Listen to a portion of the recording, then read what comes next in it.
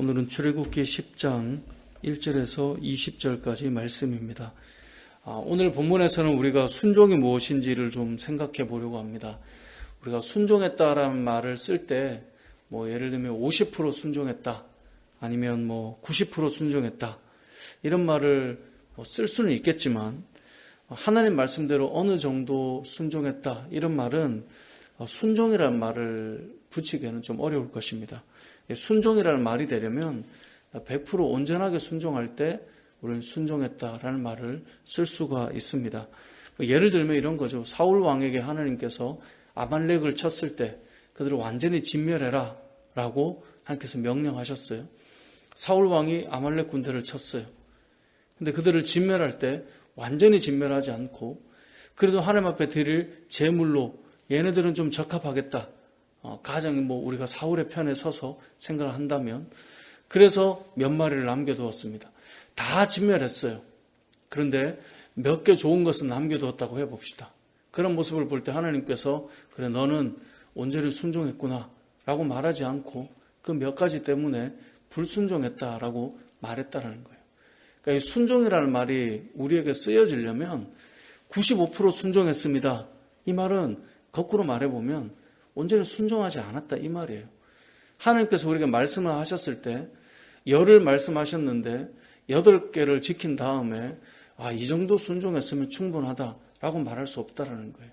그러니까 순종이라는 말이 붙으려면 이 100%라고 하는 것이 되어야만 순종했다라고 볼 수 있는 겁니다.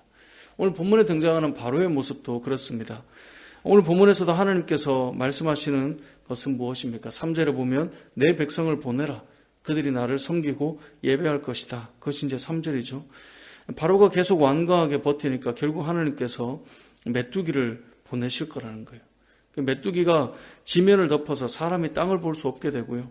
그리고 우박을 면에서 남아있는 그 식물들마저 메뚜기가 완전히 다 먹어치울 수 있는 그런 상황이 될 것임을 이 모세와 아론이 말하고 있습니다. 신하들도 이것이 이제 심상치 않음을 압니다. 그래서 7절에 보면 바로의 신하들이 말합니다. 왕에게 아니 언제까지 이 사람들이 이렇게 하도록 내버려 둘 거냐는 거예요. 그래서 7절 하반절에 보면 그 사람들을 보내어 그들의 하나님 여호와를 섬기게 하십시오. 왕은 아직도 애굽이 망한 줄을 알지 못하시나이까. 지금 버티고 버틸수록 애굽이 어떻게 되는지 신하들 눈에도 보이는 거예요. 바로의 마음만 지금 완악하니까 보이지 않는 거죠. 이렇게 말하니 이제 바로가 했던 것이 무엇입니까? 모세와 아론을 불러다가 여호와를 섬기라는 거예요. 그래서 8절에 보면 근데 누가 갈 거냐 이제 이걸 물어본 거죠. 9절에 보면 모세가 말하고 있는 것은 우리가 남녀노소와 양과 소 모두가 가겠다는 거예요. 양과 소를 데리고 가겠다라고 했더니 이 바로가 했던 말이 11절을 보면 이렇게 말합니다. 11절을 같이 한번 읽어보겠습니다. 시작. 그렇게 하지 말고 너희 장정만 가서 여호와를 섬기라. 이것이 너희가 구하는 바니라. 이에 그들이 바로 앞에서 쫓겨나니라. 아멘. 여기 보면 하나님께서 원하시는 것은 모두가 다 나가는 거잖아요. 그래서 그것을 말했더니 바로가 말하는 겁니다. 그렇게 하지 말고 장정만 가서 여호와를 섬겨라. 그러면 되지 않겠느냐라고 말하고 있어요. 자, 바로는 이제 안 보내겠다는 말은 안 해요. 보내기는 하겠다는 건데 의도는 뭐냐? 장정만 가도 충분한 거 아니냐라고 말하는 거죠. 예를 들면 순종으로 보자면 한 50%, 장정이니까 한 80%는 순종하는 모습을 보입니다. 하지만 이것은 하나님이 원하거나 하나님이 뜻하는 바는 아니다라는 겁니다. 우리가 하나님의 어떤 뜻과 하나님의 말씀을 들을 때 온전하지 못하고 어느 정도를 우리가 따라가는 것은 마치 순종처럼 보이지만 사실은 순종이 아니다라는 사실을 우리가 기억해야 된다는 거예요. 말씀하셨을 때 이 정도 하면 그래도 하나님께서도 타협하고 타협점으로 들어주셔야 될 어떤 지점이 있는 게 아니라는 거예요. 그것이 하나님 앞에서 온전함으로 나아갈 수 없다라고 하는 것을 오늘 본문은 우리에게 알려주고 있는 것입니다. 결국은 이것을 받아들이지 못했기 때문에 하나님께서는 메뚜기로 이들을 심판하십니다. 그래서 그들이 얼마나 극심한 고통을 겪는지를 오늘 본문은 이제 보여주고 있는 것인데요. 우리가 가끔 그런 말을 씁니다. 우리 말에는 이 거의라고 하는 단어가 있죠. 거의 다 했다. 거의 다 왔다. 아니면 거의 끝났다.